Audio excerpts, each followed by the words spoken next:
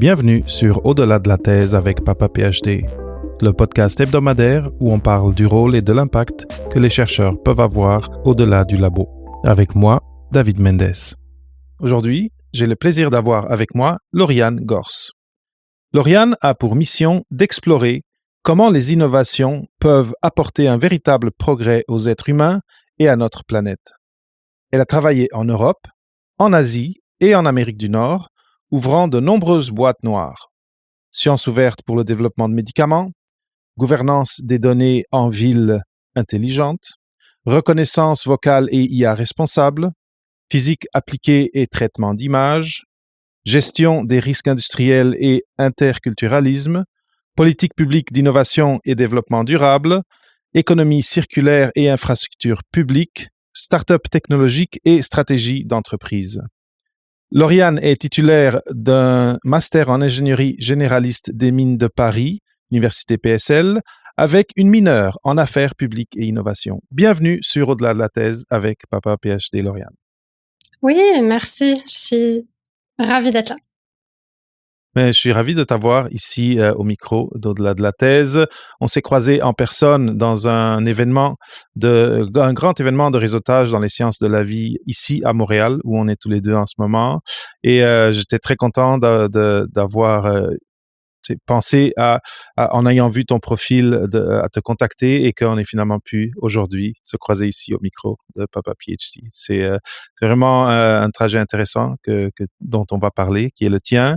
Et ça a été vraiment chanceux que on se croise à cet événement-là et qu'on puisse avoir été en contact. Alors, Lauriane, bien sûr, une présentation en début de balado, c'est toujours très condensé, très résumé.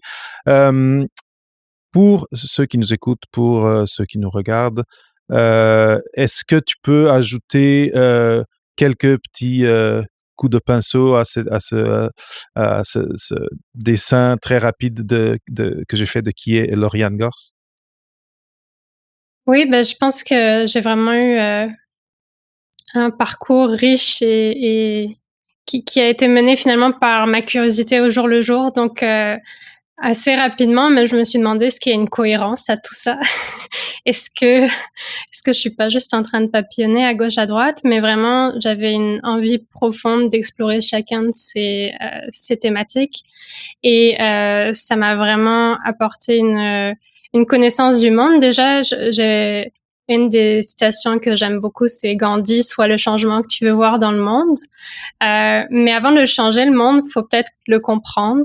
Aussi, c'est une réflexion que j'ai eue assez vite, notamment avec, j'ai d'abord commencé par m'intéresser à l'entrepreneuriat, au monde des startups. Donc c'est un milieu très vivant, très beaucoup d'ébullition. C'est magnifique, toute cette énergie, tout ce dynamisme. Et en même temps, parfois, je trouvais qu'il y avait ça manquait parfois, ça dépendait vachement, évidemment, des projets, mais il manquait peut-être parfois de profondeur il y avait peut-être une naïveté, cette application va changer le monde, et c'est comme, peut-être pas. ou peut-être, mais ça prendrait, voilà, c'est toujours, on est dans notre contexte, il y a tout un tas de couches, d'infrastructures, d'acteurs impliqués. Toute cette complexité, moi, me fascine, puis ça m'a juste permis, j'ai eu la chance de pouvoir tracer ma voie, de suivre là où ma curiosité et mon cœur a voulu m'amener, et d'explorer tous ces sujets passionnants, puis aussi de comprendre finalement dans tout ça avec lesquels j'accrochais peut-être un peu plus. Et chacun de ces sujets, j'ai eu des rôles différents aussi. Parfois, c'était une revue de littérature. Bon, je pense que tes auditeurs et auditrices connaissent très bien qu'est-ce que c'est. Donc, un travail de recherche plus académique, et parfois gestion de projet, gestion de programme, gestion d'équipe. C'est des rôles complètement différents. Et aussi dans tout ça, donc diversité de sujets puis diversité de rôles, ça m'a permis aussi de mieux comprendre quel type de rôle m'animait plus, et quelles étaient aussi mes forces dans tout ça. Qu'est-ce que moi je pouvais apporter et contribuer à ce grand tout qui est le monde. Merveilleux. Et donc, alors moi, ce que je suggère, c'est qu'on parte de où tu es aujourd'hui, donc après tout ce cheminement-là où tu es rendu, et qu'après on fasse le chemin en arrière pour comprendre un peu les points décisionnels, les différents choix que tu as dû et que tu as pu faire aux différents moments et comment finalement tu t'es orienté vers ce que tu fais aujourd'hui. Donc aujourd'hui, tu es au sein d'une OBNL qui s'appelle Conscience. Est-ce que tu peux nous parler un petit peu après tout ça, c'est quoi la mission aujourd'hui que tu t'es donnée au sein de cette organisation-là? Oui, alors Conscience, c'est, comme tu as dit, une OBNL qui a été créée, lancée publiquement récemment, donc en octobre 2023. Donc, si vous connaissez pas, c'est plutôt normal. Et avec des financements du fédéral, quand même 49 millions pour lancer nos activités, on a pour mission d'aller proposer une nouvelle voie pour développer des médicaments. En fait, dans un monde idéal, on s'imaginerait que chaque maladie pourrait avoir son médicament et chaque patient, chaque malade pourrait avoir accès à ce médicament. Ça marche pour beaucoup de gens et en même temps, il y en a une grande partie de la population qui laissait de côté, qu'on parle de maladies rares, ultra rares, ou aussi de maladies tropicales. Donc, c'est pas du tout rare, mais c'est dans des pays où il y a peut-être moins de pouvoir d'achat. Donc, c'est un marché moins intéressant quand on est avec le modèle existant. Donc, en fait, chaque marché économique a ses failles. C'est correct. Ça fonctionne pour beaucoup. Mais dans ces failles-là, est-ce qu'on est capable donc nous, on s'intéresse vraiment à ces zones où ça marche pas. Est-ce qu'on est capable d'innover dans nos manières de faire, soit à améliorer les outils, notamment avec de l'intelligence artificielle, soit en s'appuyant sur des principes de science ouverte aussi, d'aller mieux collaborer.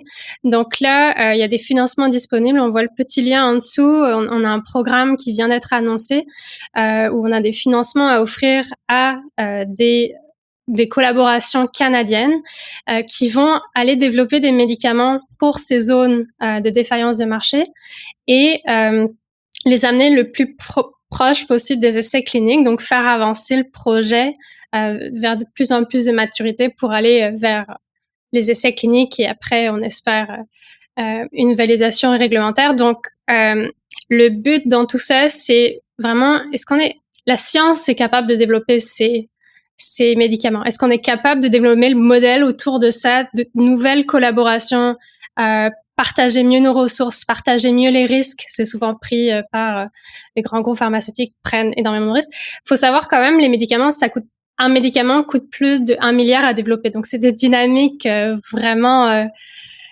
quand on ne connaît pas ce monde-là, moi je l'ai découvert récemment, c'est pas du tout les mêmes coûts que développer une petite application, on fait vite une preuve de concept, c'est une autre dynamique complètement. Donc il y a énormément de coûts, mais est-ce qu'on est capable de mieux les distribuer, de mettre en commun nos expertises? Et peut-être que là, on vient de dérisquer des projets qui sinon se feraient juste pas. Donc si ce que je vous ai dit vous intéresse, vous êtes curieux, n'hésitez pas à aller juste sur notre site, vous inscrire sur notre infolettre. On a aussi un réseau d'activités.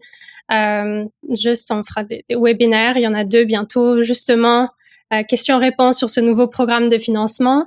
Et aussi, il y a toute la partie cash, qui est une compétition. Un peu, moi, je l'appelle les Jeux olympiques du hit finding computationnel. Donc, le hit finding, c'est une de ces multiples étapes du développement du médicament et on essaie de le faire de manière virtuelle et on n'est pas très bon. Donc, chacun essaye dans son coin de le faire et dit au monde entier qu'il est le meilleur, souvent. Chaque organisation va clamer qu'elle est la meilleure, mais final, c'est pas comparable et parce qu'ils travaillent pas sur toutes les mêmes molécules, on peut pas vraiment comparer des choux et des patates. Donc nous, ce qu'on vient faire, c'est qu'on vient faire comme une course olympique, mais c'est pas qui va être le plus vite, c'est qui va faire les meilleures prédictions et quelle méthode va faire les meilleures prédictions pour une protéine donnée. Donc là, je fais ça vite. Si vous voulez en savoir plus, simplement allez sur notre site, contactez-moi. Ça me ferait bien plaisir d'aller plus en profondeur. Certaines de nos activités sont pan-canadiennes seulement, d'autres sont internationales comme Cash. C'est vraiment comme les Jeux olympiques. On fait pas... c'est international. Donc, le mieux, ça va être pour le concours s'il y a le plus de monde qui postule. Maintenant, ceux qui nous regardent en vidéo, ils peuvent voir les URL en dessous de ton nom et l'URL qui passe en bas. Mais est-ce que tu pourrais le dire oralement, au moins l'URL du site de Conscience pour ceux qui nous écoutent juste en format audio? Ah bah oui, bien sûr, conscience.ca. Vous nous trouverez là. /fr si vous préférez en français. Il y a les deux langues qui sont disponibles et dans la section programme pour en savoir plus sur ce programme de financement. Donc là, c'est la première ronde, donc à l'automne 2024. Il y aura une autre ronde dans 2 ans. Donc c'est vraiment l'occasion du moment. Puis sinon, on se donne rendez-vous dans 2 ans si ça vous intéresse encore. Et cash aussi, on peut en savoir plus sur notre site. Donc voilà, n'hésitez pas. D'ailleurs, il a récemment été mis à jour, donc on en est fiers. N'hésitez pas à l'explorer. Il y a des belles choses qui s'y cachent. Merveilleux. Donc, conscience.ca, c'est facile, ça s'écrit comme vous le savez, c'est pas conscience. Parce que maintenant, il y a des sites qui ont des orthographes alternatives, c'est juste conscience bien normal.ca et vous trouverez tout là-bas. Parfait. Donc, Lauriane, ça, c'est où tu es aujourd'hui. Clairement, c'est une mission d'impact, qui a de l'impact sur des gens qui ont des maladies orphelines, mais aussi des maladies qui sont plus répandues. Mais depuis qu'on s'est parlé, je sens que c'est une mission qui résonne avec toi profondément, et donc tu as trouvé cet emploi où tu peux faire quelque chose qui remplit en toi un besoin d'avoir un impact dans la société au sens plus large. Mais ça c'est où tu es arrivé. Mais il y a eu un cheminement jusque-là, et je suis sûr que la Lauriane qui est sortie de Mines ParisTech, elle savait pas que c'est ça qu'elle allait faire. Non, elle serait surprise même, je pense. Oui. Donc parlons-en de cette de ce peut-être des détails plus granulaires de ce cheminement et de comment on trouve un alignement, comment aussi on apprend, comment toi tu as appris à te connaître un petit peu plus, parce que moi, on en parlait un peu avant l'entrevue, quand on est à l'université, on suit une espèce de courant qui nous mène, tu sais, au début de nos études universitaires, fin de notre licence, et après, peut-être on fait un master, peut-être on fait un doctorat, mais on est dans cette culture, on est dans cette école, et on se connaît par rapport aux repères qu'on a à l'intérieur de ces murs, ou en tout cas de ces balises. Mais après, on finit, on obtient notre diplôme, et là, on plonge dans une grande piscine où on ne connaît pas la profondeur, on ne connaît pas le nom du sauveteur, peut-être on ne se connaît pas les techniques pour bien nager. C'est ça, j'aimerais peut-être qu'on recule donc en arrière et qu'on parle un petit peu de ça. Comment ça s'est passé pour toi, cette arrivée dans le milieu du travail, dans le tissu socio-économique, et de petit à petit comprendre qu'est-ce que j'aime pas, qu'est-ce qui m'intéresse pas, c'est quoi mes valeurs, comment je peux aligner ce que je vais faire avec mes valeurs, etc. C'est un cheminement par lequel tout le monde passe en principe, mais qui est un peu confrontant au moment où on sort du milieu un peu particulier qui est le milieu académique. Peut-être pour commencer, ce serait intéressant que j'explique. C'est vrai que je viens du domaine académique, mais aussi c'est un peu différent peut-être de comment c'est fait à la fois en université en France, mais aussi université au Canada ou ailleurs dans le monde.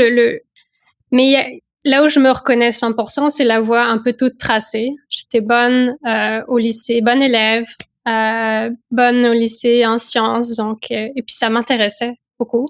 Donc j'étais bien contente de juste continuer dans cette voie-là. Puis il y a comme cette voie un peu royale en France où quand on est bon élève, on vous pousse à aller en prépa scientifique.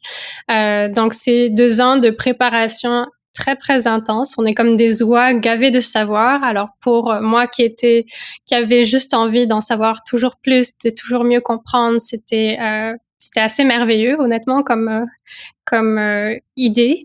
Après sur place, c'est sûr que j'ai choisi une des prépas les plus difficiles, donc c'était difficile.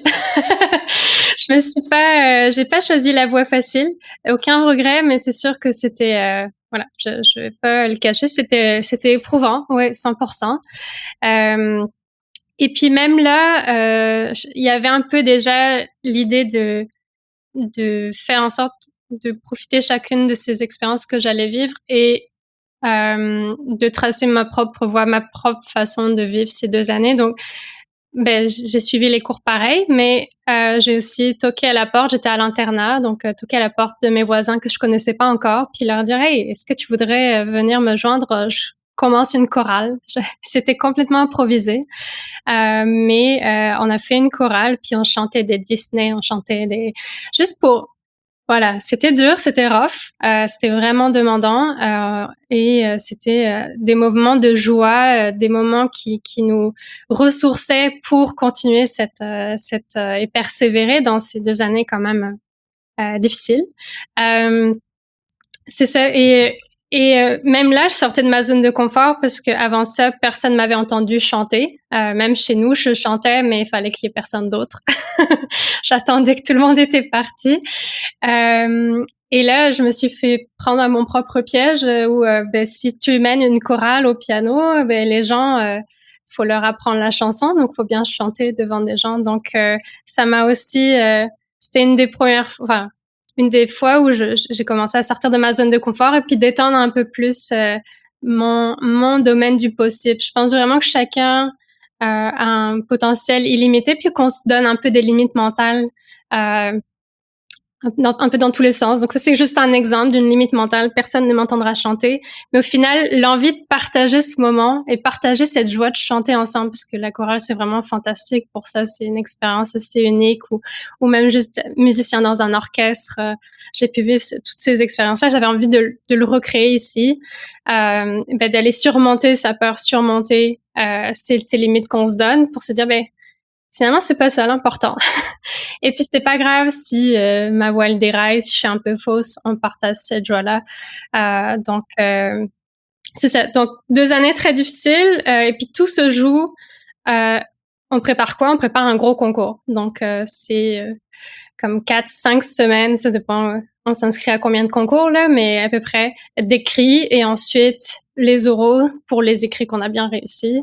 Et à chaque fois, il y a comme une série d'écoles à laquelle on peut prétendre. Si on a un bon score, on peut prétendre à toutes les écoles. Puis, dépendamment de où on est dans le classement, on a moins en moins de choix. Donc, évidemment, c'est un peu une voie royale. T'es bon au lycée, tu vas en prépa. T'es bon en prépa, t'as réussi ton concours, tu vas à la meilleure école que t'es capable d'avoir. Exactement. Et j'ai fait ça. Voilà, la voie toute tracée.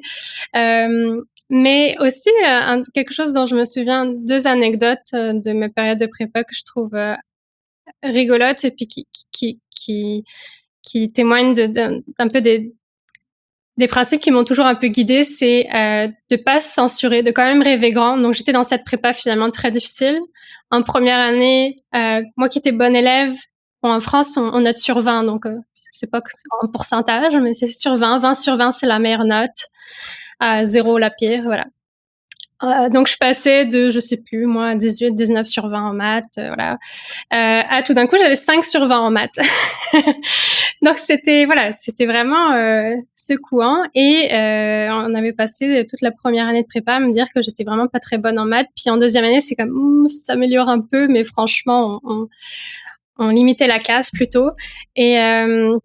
Et au final, j'ai quand même tout donné au concours. J'ai quand même rêvé. Je rêvais d'aller aux mines, en fait, les mines de Paris, justement, parce que c'est une école où on peut continuer à un peu toucher à tout et avoir une base scientifique très solide aussi. Donc ça m'attirait beaucoup.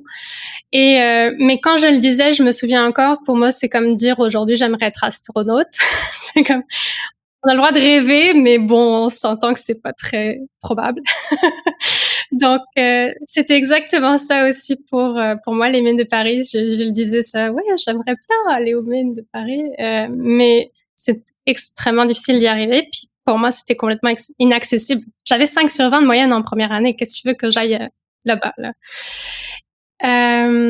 Mais j'ai essayé. Le jour des concours, j'ai juste continué, persévéré, quand même se donner, y aller sans aucun regret, à y aller à fond. Ma grande surprise, j'ai été dernière admise, mais admise quand même du bon côté de la ligne. Ouais, oui, ça exactement.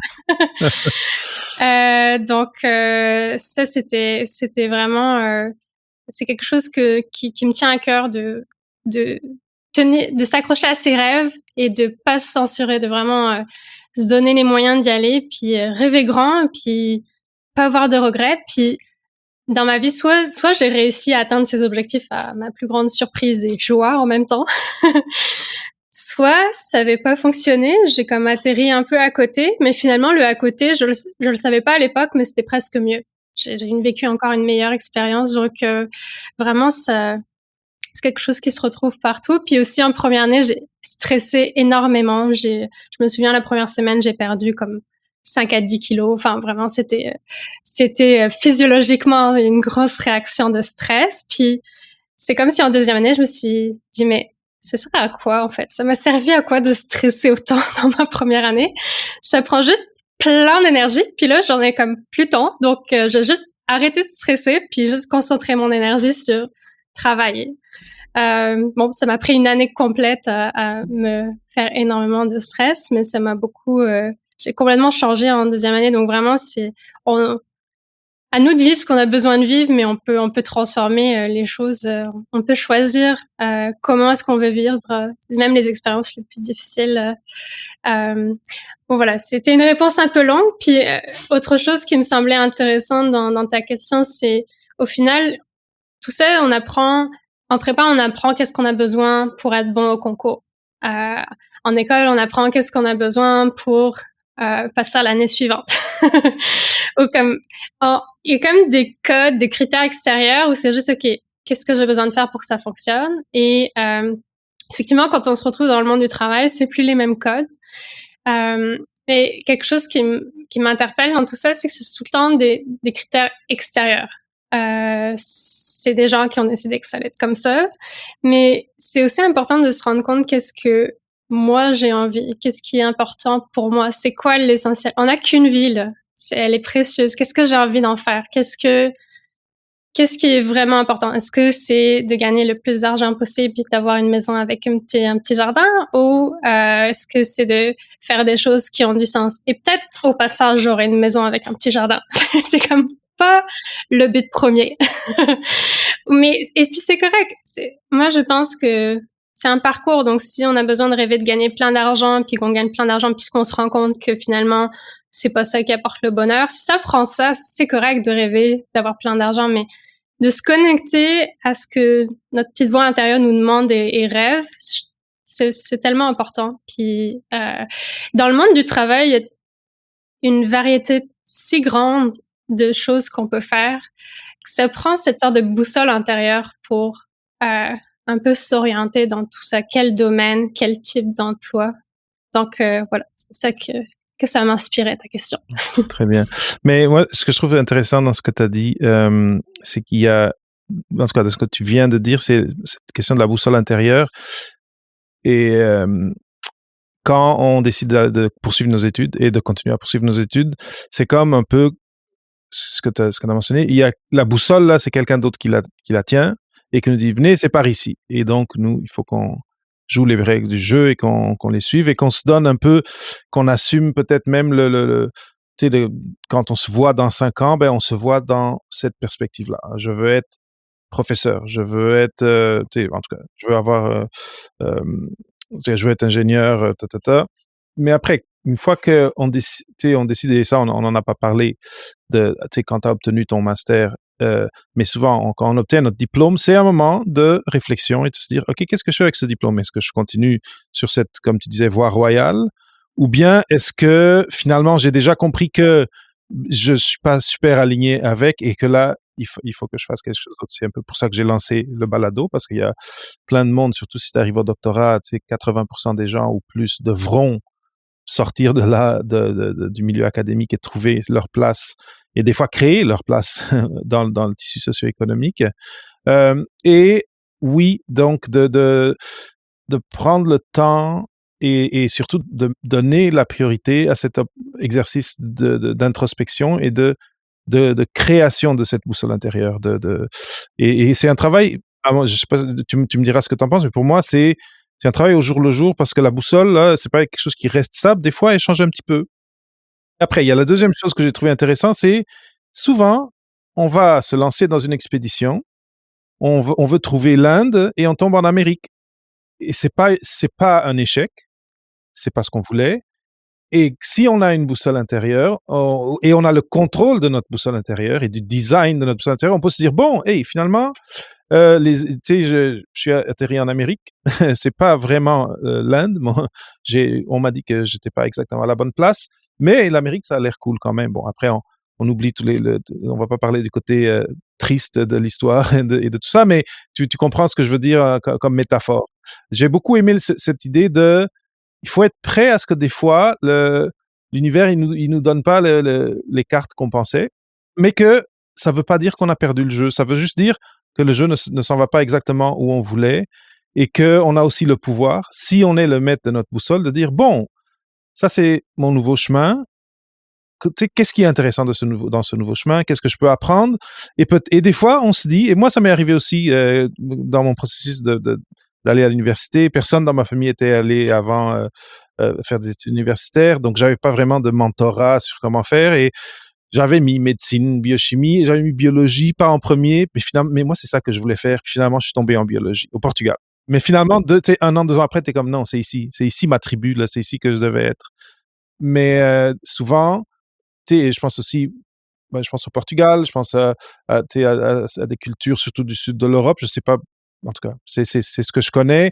Souvent, il y a de la pression familiale, médecine, si t'es bon en sciences de la vie, c'est médecine qu'il faut faire. Et donc, la famille, c'en est une, mais dans la vie, surtout quand on est jeune et qu'on est en train de se former, il y a des pressions qui viennent. Des fois, ça peut être de ton encadrant de master qui dit, ah, mais t'es bon, il faut que t'ailles, ou t'es bonne, il faut que t'ailles au doctorat. Il faut avoir une boussole intérieure. Donc, j'ai beaucoup aimé ces deux côtés de développer sa boussole intérieure et être prêt à ce que des fois, il faut réorienter parce qu'on n'a pas accès exactement à l'issue qu'on voulait. Maintenant, une autre chose intéressante et que je trouve que je ne sais pas si t'as eu la chance d'avoir cet instinct, mais c'est la création de la chorale. Moi, j'ai participé à une chorale, mais c'était la chorale de l'Université de Lisbonne. Là, j'ai pas créé, mais très souvent dans ce balado, les histoires qu'on me raconte euh, sont des histoires où c'est très difficile, comme toi tu parlais dans ta prépa, et que il y a le fait d'avoir une communauté non liée au côté académique est très importante pour l'équilibre émotionnel, mental, et même pour la performance intellectuelle et académique des gens.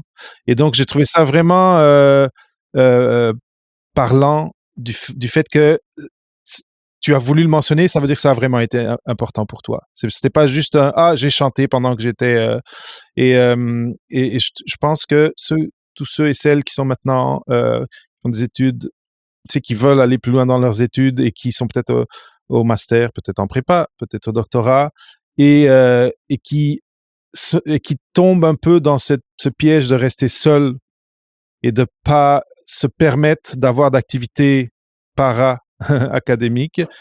Ces activités-là, elles peuvent avoir l'air d'être ou peut-être même que votre encadrant va vous dire que c'est une perte de temps, puis que vous devriez passer plus de temps au labo. Ce n'est pas une perte de temps, c'est un investissement dans votre santé mentale et c'est un investissement dans votre croissance, dans votre maturation en santé en tant que jeune chercheur, jeune chercheuse, jeune scientifique, à mon avis.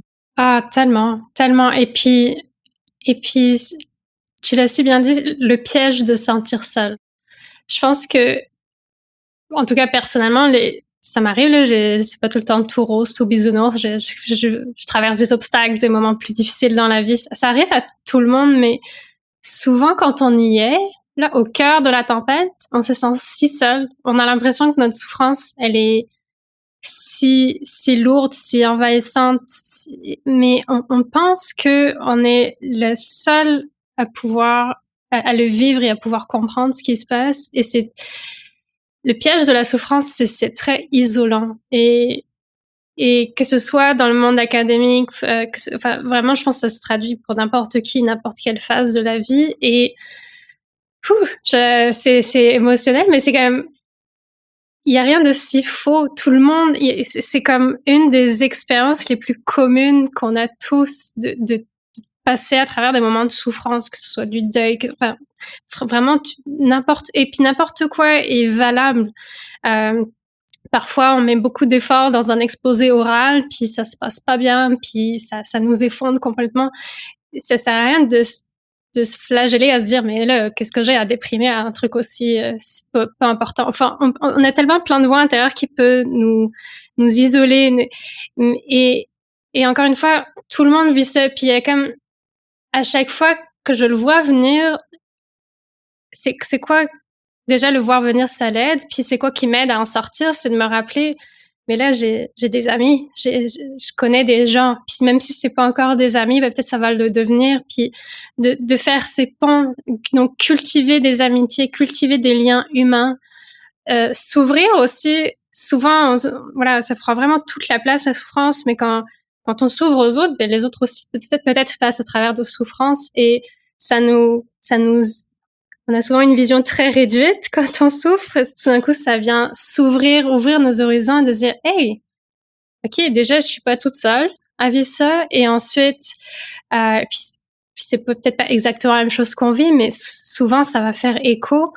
Et aussi, même, oh, ben là, lui, il passe à travers quelque chose que moi, j'ai surmonté il y a 2 ans et, et c'est tellement réjouissant de pouvoir encourager quelqu'un d'autre, semer cette petite graine d'espoir, ce petit vent c'est ça, d'espoir et de courage je trouve ça magnifique de pouvoir le faire. Puis j'encourage les gens, voilà, à vraiment pas tomber dans le piège de se sentir seul. Puis c'est facile à dire parfois. Faut aussi appeler à de l'aide, là, des psychologues, des aides sociales. C'est tout à fait correct. Il y a des maladies physiques, on se casse une cheville, il y a des maladies mentales. Faut se faire soigner, c'est parfait aussi. Là, c'est pas que les amis tout le temps, mais vraiment on n'est pas seul dans ce qu'on vit et surmonter. Et quand on n'y est pas là, dans cette tempête, on peut aussi se rappeler toutes les tempêtes, montagnes qu'on a escaladées. Et ça m'a apporté aussi une grande confiance dans la vie. Au début, quand j'étais jeune diplômée, je me disais que j'avais tout à prouver, et puis à moi-même en premier. Et plus j'avançais, plus je disais, hey, j'en ai fait des choses intéressantes, qui m'intéressent en tout cas. J'en ai eu de l'impact, j'en ai encouragé des gens qui se sentaient ça, et plus ça va, et j'en ai surmonté des difficultés. Difficile. On a surmonté la COVID, la pandémie. Et je pense que chacun peut rattacher une histoire personnelle autour de ça. L'histoire de la boussole aussi, j'aime bien les images. Hein, alors on va continuer avec. C'est ça peut nous guider à monter, escalader la montagne qu'on voit là, qu'on a envie d'escalader. Puis une fois qu'on est au sommet, donc c'est pas forcément facile. Hein, toutes les randonnées, parfois, on est épuisé, on a besoin de faire une petite pause, prendre soin de nous. Mais une fois qu'on est en haut, là, on a une vue complètement dégagée, puis c'est correct de prendre sa boussole et puis se dire, OK, j'ai fait ça. Mais là, je me rends compte que j'ai envie d'aller là, parce que tout d'un coup, je vois une perspective complètement nouvelle du territoire sur lequel j'étais, mais c'est une perspective nouvelle et qui m'attire. Il y a quelque chose de nouveau qui m'attire par là-bas. Et aussi, ben, j'ai monté mon petit sommet en face de moi, mais je me suis maintenant j'ai des jambes plus solides, je me suis entraînée et je peux monter des sommets de plus en plus grands. J'aime beaucoup cette image, je parlais de Gandhi, il y a un autre penseur, c'est un philosophe japonais, Daisaku Ikeda, qui partage cette image. Je la trouve très, très inspirante. C'est aussi quelqu'un qui vient, tout ce que j'ai dit sur la souffrance, qu'on n'est pas seul, c'est aussi des encouragements qu'il a écrits qui m'a beaucoup porté à avoir cette autre perspective si je le voulais. Ouais. Oui, en tout cas, j'aime beaucoup l'image aussi et merci de partager tout ça parce que en effet, tu sais, quand on est dans ces passes-là, dans ces moments-là, on a en effet l'impression que c'est juste nous, c'est juste nos faiblesses. La personne à côté, elle publie ou ça marche super bien. Puis non, tout le monde a ses problèmes, tout le monde a ses challenges. Et l'avantage d'avoir une tribu, une communauté à côté qui n'a aucune attente académique de nous, ben ça fait que on peut toujours aller recharger nos batteries auprès de ces gens-là. Et souvent, quand on décide d'aller creuser plus, d'aller assouvir notre curiosité, notre désir de plus de connaissances, on accepte mode d'existence où l'exigence est super haute et la tolérance à l'erreur est très, très basse. Ce qui fait que dans ce contexte-là, c'est ça qui nous emmène dans la vision de tunnel, dans le fond, c'est que on commence à se dire, ah non, ça c'est pas parfait, il faut que je mette plus de temps, il faut que je mette un samedi, il faut que je mette un dimanche, et là on commence nous à couper les ponts et on se dit, participer, aller à mon club de cyclisme ou aller à mon groupe de théâtre, c'est du temps que je suis en train de voler, disons, à mon avancement académique. Et moi, ce que je veux vous dire, c'est non, c'est un investissement dans resetter votre cerveau pour que lundi, vous soyez à 100% et vous puissiez résoudre ces problèmes, puis ces obstacles, ces écueils scientifiques que vendredi, vous donnez une envie de rester au labo toute la fin de semaine. Mais c'est un piège, comme je l'ai dit, à mon avis. Et c'est sûr qu'il y a toujours des moments où il faut pousser un petit peu plus, mais ça peut pas être systématique, ça peut pas nous couper de la vie sociale qui est tellement centrale à notre existence d'être humain. En tout cas, revenons à ton histoire. Tu finis ton master et là, est-ce que vers la fin du master, tu savais déjà où tu t'en allais? Parce que là, bon, clairement, tu as mentionné que tu avais tout approuvé. Ou c'était un peu comme ça que tu te mettais devant des projets ou devant ce qui s'en venait. Mais comment est-ce que tu as entamé cette recherche, cette orientation interne de OK, où est-ce que je m'en vais maintenant à partir d'ici? Puis comment cette conversation interne, mais peut-être aussi avec des mentors ou d'autres personnes, ça, on peut en parler aussi. Comment ça s'est passé et qu'est-ce que tu as découvert dans le fond? Ou qu'est-ce qui t'a surpris une fois que tu as quitté les murs de l'université, disons? Déjà, j'ai eu la chance de pouvoir, pendant l'université, enfin pendant mon école d'ingénieur, heu, explorer, avoir je sais plus là dans la liste que tu as fait au début, peut-être la moitié, le tiers, c'est des expériences que j'ai eues avant le diplôme. Donc ça, c'est quand même très précieux. Il y avait un startup week-end. J'étais intéressée par le monde des startups. J'y suis allée, j'ai passé le week-end là-bas. Ça m'a ouvert les portes de ce monde-là. Accessoirement, on avait gagné le deuxième prix, le prix du jury. C'était une petite victoire, mais en fait, on s'en fiche. C'était l'expérience elle-même. J'ai pu toucher du doigt quelque chose qui m'intéressait, d'aller un peu plus loin, à quoi ça peut ressembler. Bien sûr, c'était qu'un week-end. J'ai pas monté ma start-up. Je sais pas ce que ça fait. Mais c'est resté. Puis après, plus tard, j'ai pu faire un stage de 4 mois et demi dans un incubateur de start-up. Donc là, j'étais à côté des fondateurs, on les aidait. Donc comprendre au quotidien, ça veut dire quoi, ça mange quoi en hiver d'être fondateur de start-up. Bah, c'est une réalité qui est pas tout le temps glamour. Hein. La plupart des start-up, elles vont pas fonctionner. Et en même temps, c'est très dynamique, tellement d'énergie, puis il en faut. Puis c'est magnifique les gens qui ont le courage de se lancer là-dedans. Moi, ma conclusion tout à fait personnelle, c'était aussi, OK, faut vraiment avoir l'énergie de se lancer là-dedans. Le jour où je lance une startup, c'est vraiment, j'ai l'énergie de m'y. Et aussi, c'est pas plus mal avoir tout un système d'organisation. Je sentais que j'avais encore trop de choses à apprendre, que je faisais du travail, mais j'avais pas forcément une structure. Comme là, quand tu fondes ta startup, t'as souvent aucune structure. C'est vraiment la page blanche. Comment tu gères tes journées, le piège d'y passer le week-end, etc. Je l'ai vu venir, ce piège-là. Je me dis je sais pas si j'ai encore tous les outils pour bien vivre cette expérience. Et puis, bon, raison personnelle, je suis allée ailleurs, c'était parfait aussi. Mais voilà, déjà, c'est pour dire, parfois, si vous avez la chance pendant vos études d'avoir ces expériences-là, c'est magnifique. Des échanges académiques. Moi, j'ai fait l'échange à la Poly. Concrètement, pourquoi j'ai décidé de venir au Québec alors que j'ai tout le temps vécu en France? Je suis tombée amoureuse d'un Montréalais. Donc voilà, aussi simple que ça arrive. Donc changement de plan. Je pensais faire vivre en France. Il y a beaucoup de défis là-bas très intéressants. C'est ma zone de confort, c'est ce que je connais. Là, j'arrive au Québec. Mon école est pas du tout connue. Au mieux, on sait que mine de Paris, j'ai pas fait juste du génie minier, c'est déjà pas mal. Mais c'est normal, il y a écrit mine quand même dedans, donc c'est normal de penser ça. Mais non, en fait, ce que moi j'ai fait, ce que j'ai découvert quand tu parlais aussi de la boussole, parfois nous surprend. Je suis rentrée aux mines de Paris en aimant profondément la physique. Physique appliquée, là, c'était ma matière préférée. Sciences de l'ingénieur aussi, quand même pas mal. J'ai fait un stage en physique appliquée, j'ai adoré.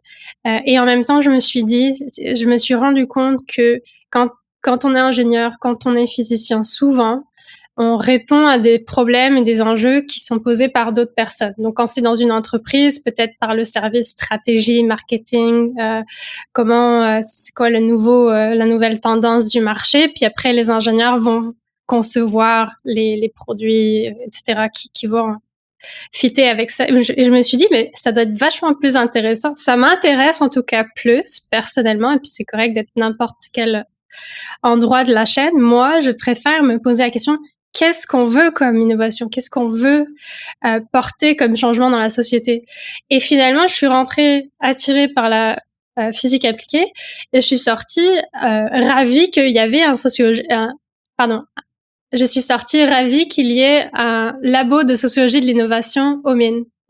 Au début, en plus, mon grand-père est sociologue, alors il m'avait dit ah oui, il y a un super labo de sociaux. J'étais comme ouais, ça m'était complètement passé au-dessus de la tête, ça m'intéressait pas du tout, je m'en souviens. Et maintenant, en fait, j'ai adoré parce qu'on rentre dans ces nuances de souvent j'avais avant la vision un peu naïve que la meilleure solution technologique allait naturellement s'imposer dans le monde parce que c'était technologiquement la meilleure solution, quoi. C'est celle qui consommait le moins d'énergie ou la plus optimale en consommation de matériaux. Enfin voilà, tu choisis un peu ton critère. Mais déjà, quel critère tu choisis, c'est pas du tout neutre. Et ensuite, même si on s'entend sur les critères, est-ce que c'est vraiment la meilleure solution qui va s'imposer ou c'est celle qui a les bons financements, qui est portée par les gens qui sont bien connectés, qui ont le bon réseau, qui savent la distribuer. Voilà, on est vraiment dans des nuances qui m'ont complètement fascinée, passionnée, qui me passionnent encore. C'est mes lectures du soir, souvent, c'est ce genre de livre qui raconte.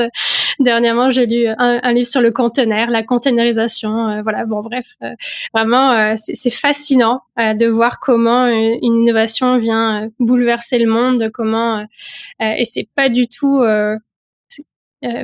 simple et facile d'expliquer comment une innovation est passée. Donc, Est-ce que tu dirais que, parce que tu as découvert, donc, tu as découvert ce terrain qui était plus intéressant pour toi, qui te passionnait. T'as eu la chance qu'il y avait, il y avait un labo aux mines qui se penchait sur ça. Est-ce qu'il y a eu une conversation? Est-ce qu'il y a eu un séminaire? Ou est-ce qu'il y a eu, c'était comment le déclic de, oui, ok, je suis aux mines, oui, je viens de physique, mais c'est là que je veux m'en aller. Est-ce que, est-ce que ça s'est passé juste du fait de la présence de ce département? Il y a souvent de la chance ou de l'imprévu dans les parcours des gens. Mais souvent, on peut les retracer à une conversation, on peut les retracer à une lecture. Et j'étais juste curieux de savoir si toi, tu pouvais retracer ça à un événement particulier. euh, pas nécessairement un événement particulier, non. Je pense que j'ai toujours eu ce côté peut-être un peu philosophe sur les bords ou philosophe ou enfant de 5 ans. Là, pourquoi de se demander, de pas prendre les choses pour acquis, puis se demander mais pourquoi on fait les choses comme ça? Pourquoi voilà. Et en première année aux mines, donc juste après les 2 années de prépa, il y avait un cours de controverse socio-technique. Donc, c'était un cours mené par ce laboratoire de sociologie de l'innovation et qui allait introduire toutes ces nuances, les acteurs impliqués, que la science, finalement, la science fait très bien certaines choses. Comme un marteau, elle enfonce très bien des clous, mais elle fait pas tout. Elle explique pas qu'est-ce qu'on veut faire de notre vie. C'est pas la science qui va répondre à ça. Et elle va pas non plus répondre à où est-ce que la société devrait s'en aller. C'est encore une fois le côté plus humain et sociologie et c'est sûr que là c'est comme un peu la version à l'échelle de la société de qu'est-ce que je veux faire de ma vie, c'est qu'est-ce qu'on veut faire de notre civilisation, même si on veut utiliser des grands mots, où est-ce qu'on a envie qu'elle aille. Puis voilà, je pense que j'ai toujours eu un peu ça. Probablement mon grand-père, mes grands-parents m'ont énormément influencé. Je pense que c'est mes premiers mentors de loin. Et puis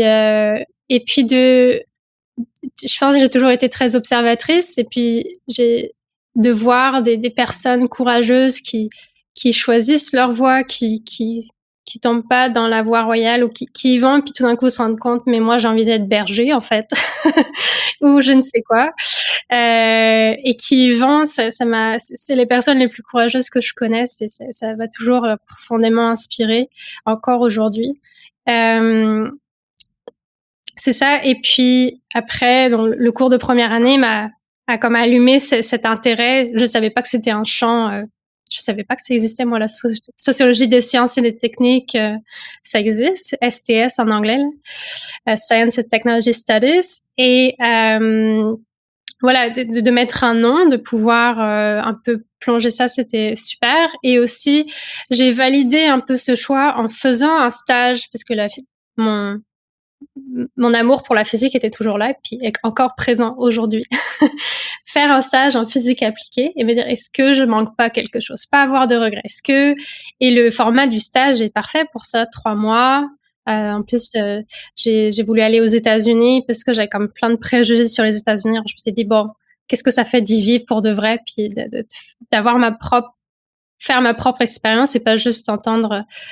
Mes sources, sinon, c'était un peu Hollywood et puis les médias français. Donc, je me dis, bon, c'est peut-être mieux de me faire ma propre opinion. Puis, c'était super intéressante comme expérience. J'ai adoré, mais à la fin de la journée, la recherche que je faisais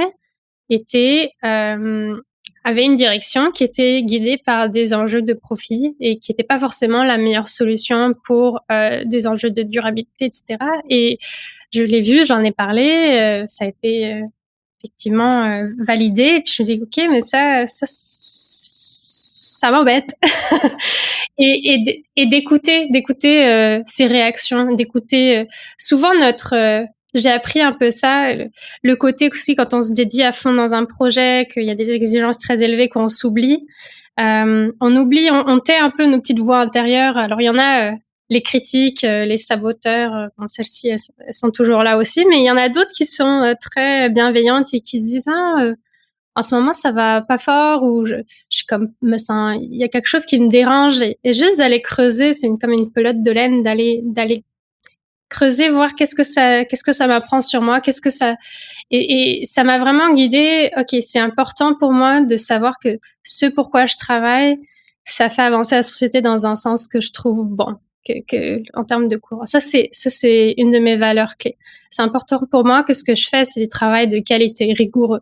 Ça aussi, mais ça prend grâce à toutes ces expériences et dans le monde professionnel, moi, j'ai eu la chance de mon stage de fin d'études, le faire dans un think tank. Encore une fois, je ne savais pas ce qu'était un think tank et je ne savais pas qu'on pouvait être payé à réfléchir et mon sujet, c'était comment guider l'innovation, sous-entendu technologique, vers la transition écologique. C'est passionnant comme question. Comment ça, je peux passer 4 mois de ma vie à m'y plonger à ce temps plein et en plus être un peu payé, bon, salaire de stagiaire, mais quand même tout à fait respectable. Et même il y en a qui en font des carrières entières, mais c'est merveilleux. C'est dans un institut très réputé en France, l'IDRI. Voilà, c'était super stage. J'ai adoré. Puis après, bizarrement, j'ai continué à travailler dans des think tanks. Donc, quand je me suis installée au Québec, c'était à l'Institut de la technologie pour l'humain, qui existait en France et qui voulait s'expatrier au Québec. C'était aussi, au final, j'arrivais pas à être embauchée par des personnes localement au Québec. Le côté immigration est un facteur. Les gens connaissent pas mon diplôme. Je suis jeune diplômée. Ils comprennent pas mon profil quand même assez unique, assez étrange. Comment ça, ingénieur mais généraliste et sociologue. Attendez, sociologue de l'innovation, on comprend pas. Donc c'était compliqué, sans aucune expérience canadienne, de trouver quelque chose au Canada. Donc, j'ai eu cette chance-là d'avoir cette première expérience. Et après, j'ai continué. Et une fois que j'avais une première expérience canadienne, là, je pense que le Canada est assez fantastique. Quand on fait ses preuves, quand on démontre qu'on sait faire des choses, on fait des beaux projets, voilà, on a des choses concrètes à montrer de notre travail. Après, j'ai jamais eu de problème à trouver du travail ici depuis. Et j'ai continué à travailler sur des enjeux passionnants à nord ouvert sur la gouvernance des données. C'était vraiment fascinant pour la ville de Montréal en plus, très concret, des projets très concrets. On sait à quoi ça ressemble une mauvaise gouvernance des données, malheureusement. Mais ce qu'on est capable d'imaginer, c'est quoi une bonne gouvernance des données, une gouvernance des données enviable, qui serait, c'est quoi ce monde idéal qu'on aimerait mettre en place. Donc, le conceptualiser, mais aussi l'appliquer concrètement dans les projets de Montréal en commun.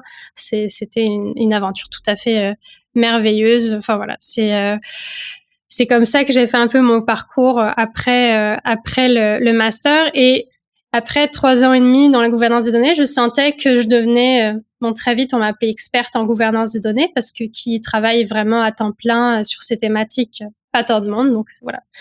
Et j'aimais pas tant cette position d'experte. Je voulais encore apprendre énormément. Je voulais continuer à toucher à tout. Donc, c'est pour ça, un peu, je connaissais le monde de la donnée, le monde de l'IA, je le maîtrise.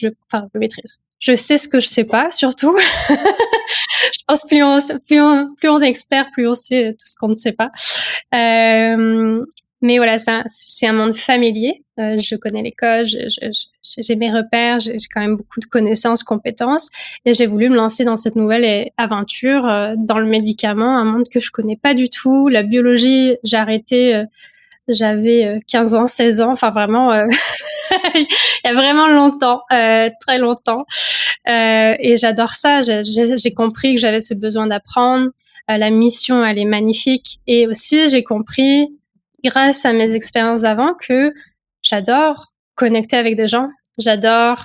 On s'est rencontrés dans un événement de réseautage. C'est pas pour rien. J'adore les événements de réseautage. J'adore rencontrer, me nourrir de tous ces profils, ces personnes passionnées qui ont. C'est une richesse en fait d'avoir autant de points de vue autour de la table, et c'est cette curiosité naturelle, authentique, qui je pense se ressent, puis qui fait peut-être ma force pour être justement. Donc, je suis responsable des partenariats. Donc, voilà, c'est quelque chose que j'aime faire. Je suis bonne à le faire. Puis c'est ça que puis en plus, ça sert la société. Donc, le fameux Ikigai, là, cette sorte d'alignement. En plus, on me paye pour le faire. Alors, quoi demander de mieux? J'ai jamais été aussi alignée.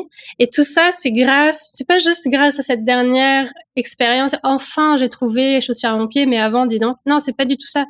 Grâce à toutes les petits, bout de mon chemin, chaque pas était un pas vers l'avant, de mieux me connaître, de mieux comprendre ce que j'aimais. Parfois, c'est des expériences où j'ai compris ce que j'aimais pas. Et c'est super important. J'étais malheureuse, ça fonctionnait vraiment pas. Et là, c'est comme, OK, super, génial, j'apprends ce que j'ai pas envie de revivre. Parfait, on note.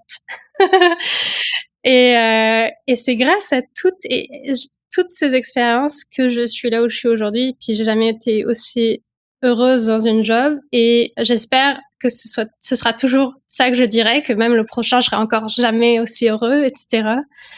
Et, et une équipe formidable aussi. Enfin, vraiment, voilà, je peux parler encore 1 heure de à quel point je suis à ma place, à conscience, et comment je m'éclate, mais je vais m'arrêter là. C'est merveilleux, puis ça, je l'ai senti depuis que, aussitôt qu'on s'est parlé.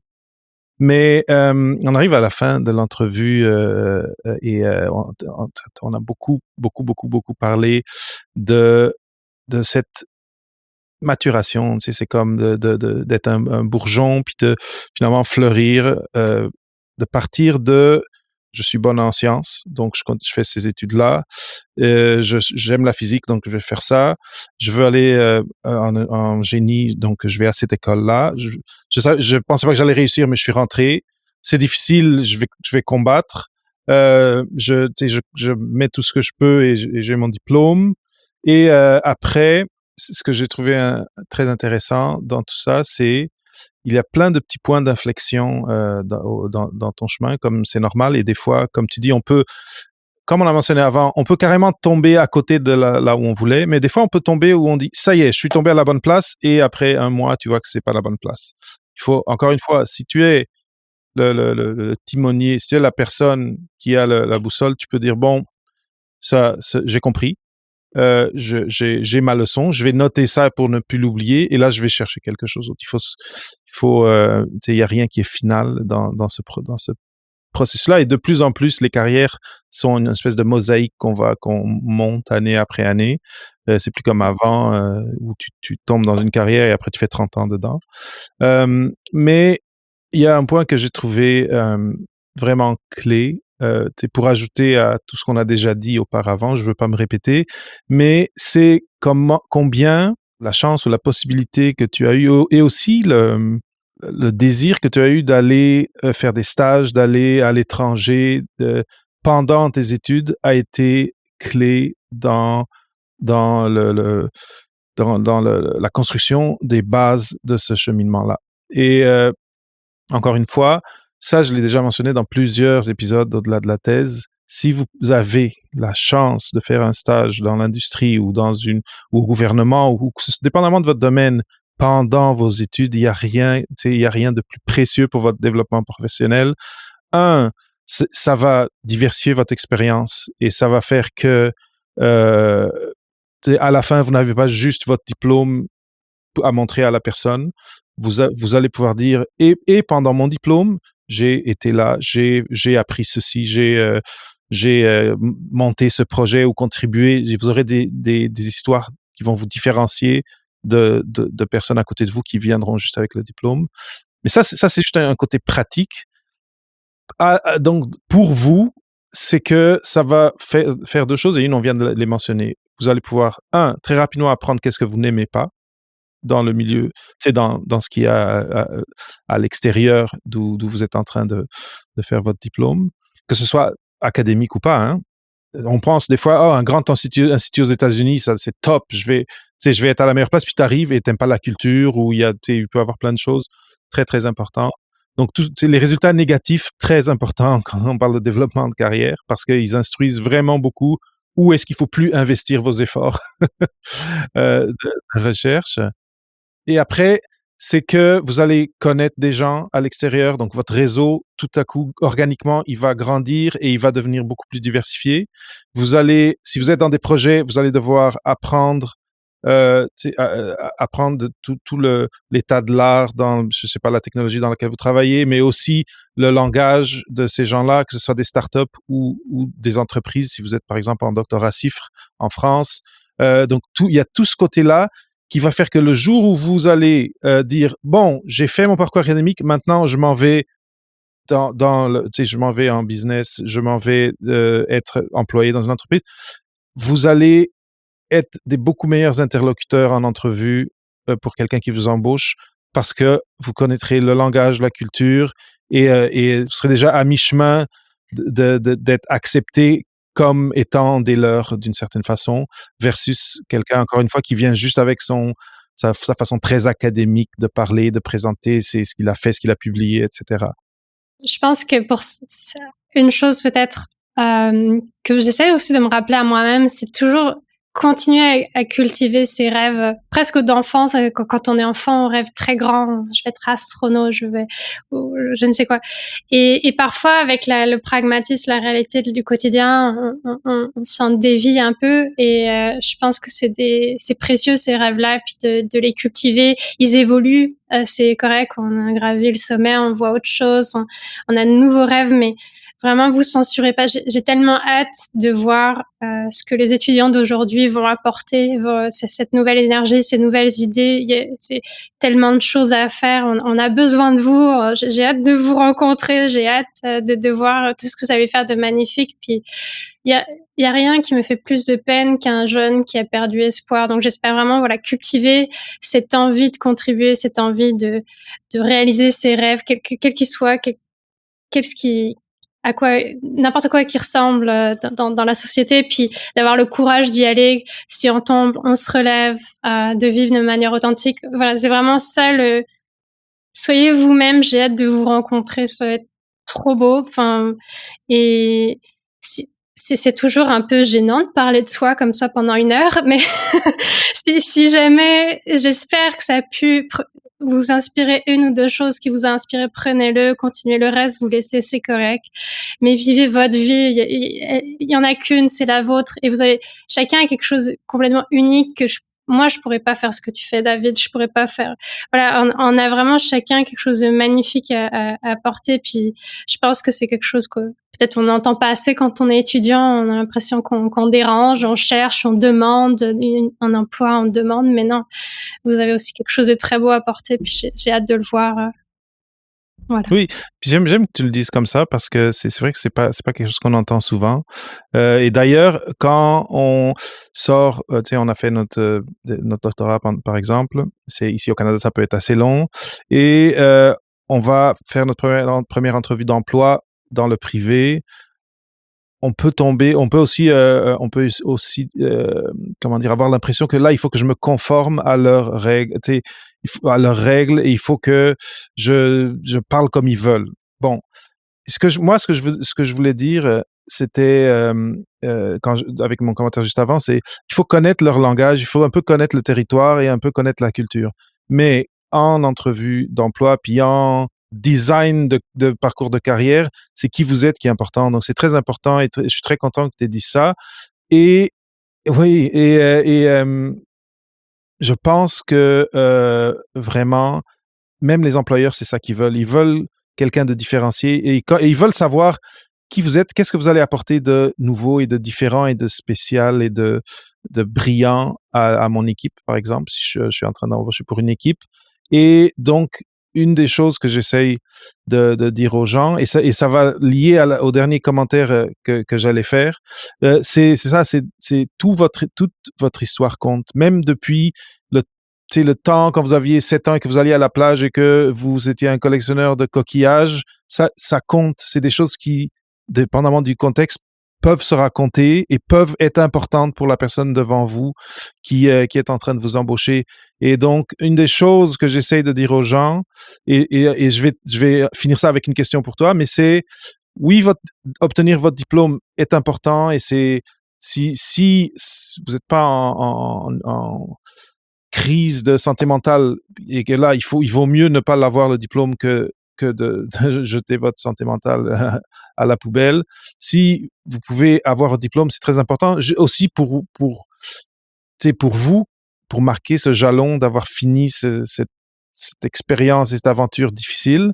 Mais après, le document en soi, le diplôme en soi, le plus vous avancez dans votre vie professionnelle, le moins, à moins que vous restiez dans l'académique, mais en dehors, le moins d'importance il aura.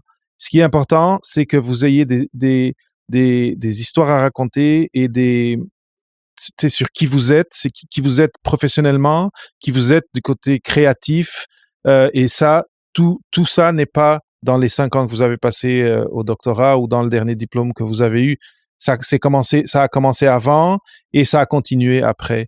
Et donc, ma dernière question pour toi, c'est, là, dernièrement, dans tes dernières transitions d'emploi, combien de fois est-ce que tu as mentionné ton diplôme, ou tu sais, quelqu'un t'a posé des questions sur ton master? Ouf. Je pense aucune fois. Là. Je me présente comme ayant un diplôme d'ingénierie généraliste avec une touche sociologie de l'innovation, mais après, le reste de la conversation, on n'en parle plus. Là. Ouais. C'est ça, c'est les histoires. C'est qu'est-ce que tu as fait, qu'est-ce que tu as accompli, qu'est-ce qui te passionne, ou qu'est-ce qui t'intéresse. Pas si tu es passionné, des fois, ça peut être.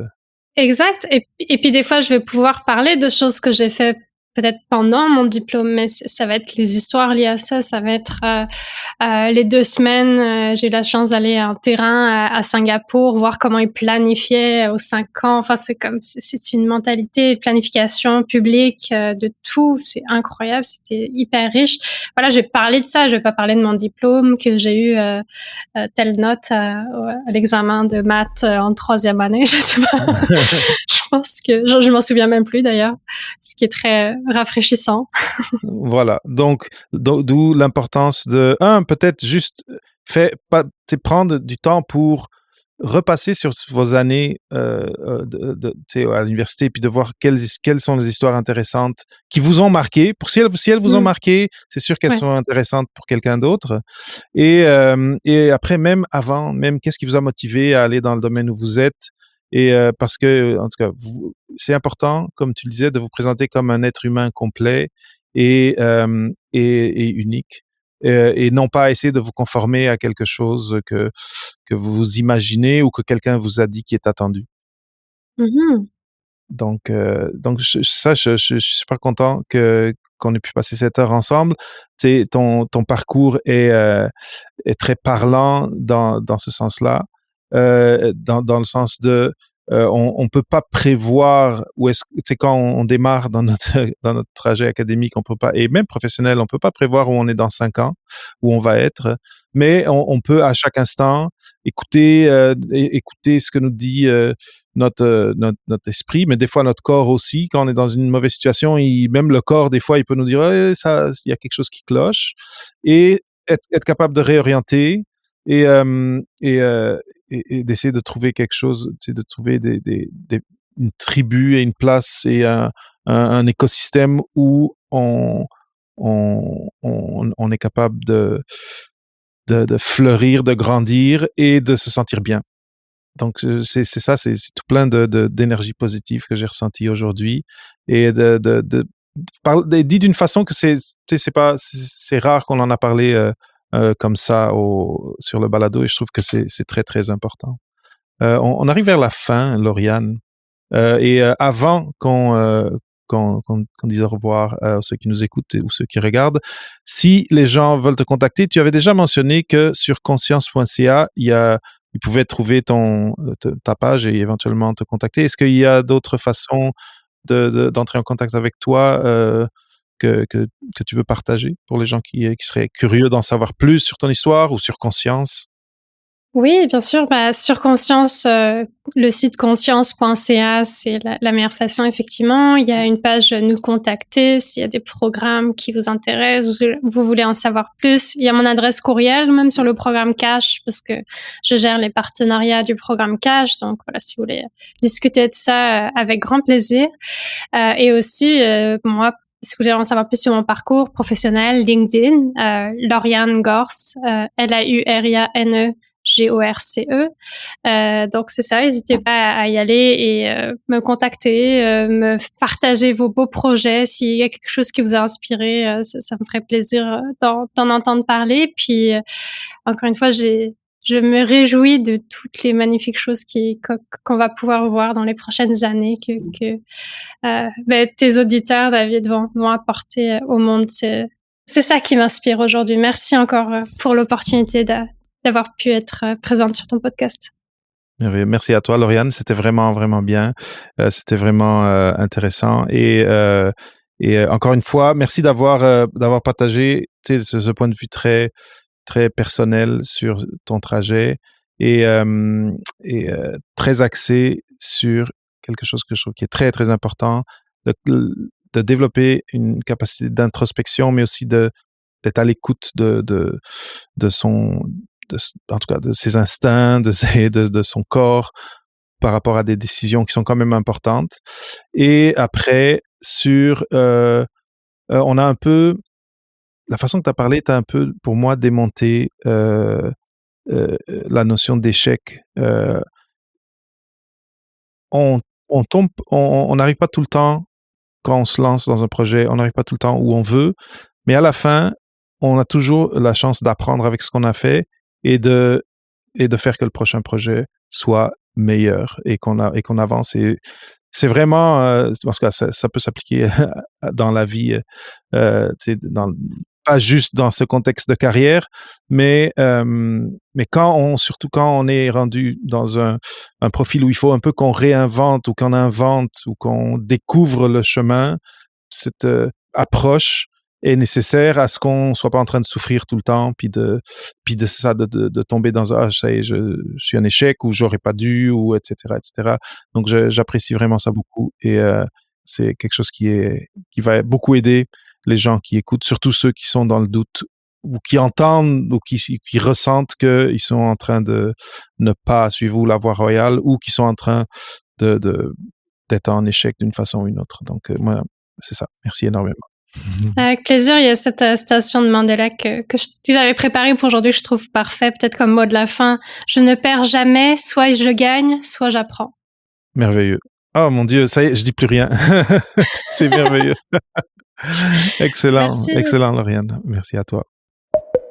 Merci d'avoir écouté ce nouvel épisode d'Au-delà de la thèse avec Papa PhD, cette semaine avec Lauriane Gors.